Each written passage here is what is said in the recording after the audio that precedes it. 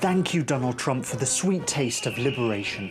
Trump is tanking the US economy and targeting an island full of penguins. No people, just penguins. We'll get to that, but first, these tariffs could be the biggest effective tax hike in over 50 years. It's so pathetic. And if other countries retaliate, buckle up. We're not talking an oopsie recession here. We're talking economy in reverse levels of damage. And investors, they're running for the hills. So here's why Trump's plans are the biggest act of economic self-sabotage in the last century. Instead of basing tariffs on what countries actually do, this administration came up with a brand new formula. Divide the US trade deficit with a country by the value of the imports, and voila, random ass tariffs. So Israel was very well behaved and announced we're gonna have zero tariffs on any American goods. And it still got slapped with a 17% tariff. Why? Because of the crazy math. Australia has a trade surplus with the US, exactly what Trump wants. Meh, 10% tariff. Not to mention poorer countries like Bangladesh, which mostly exports clothing. Bangladesh is 74%, so you see what's going on. Of course they sell more to the US than they buy in return, because the US can afford to buy and Bangladesh can't. Why punish them for that? Meh.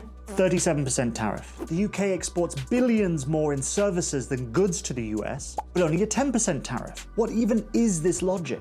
But according to the Trump logic, this is the bitter pill that the US needs to swallow in order to revive US manufacturing. So if that's the case, you'd think that computer chips, the brains behind your iPhone or fighter jets, would be a prime target for revival of US manufacturing. Well, nope, they're mysteriously exempt from tariffs. Probably because jacking up their prices would hurt the average American, even though the price of tech will go up anyway because of other parts imported from countries that have the tariff slapped on them. So you can see the logic of these tariffs is already starting to disintegrate. But hang on, maybe the method isn't right, but that the goal is a noble one. Isn't Trump right that US manufacturing has been hollowed out? No, the US is manufacturing more and more in real terms. It's just that most of those jobs have been replaced due to tech and automation.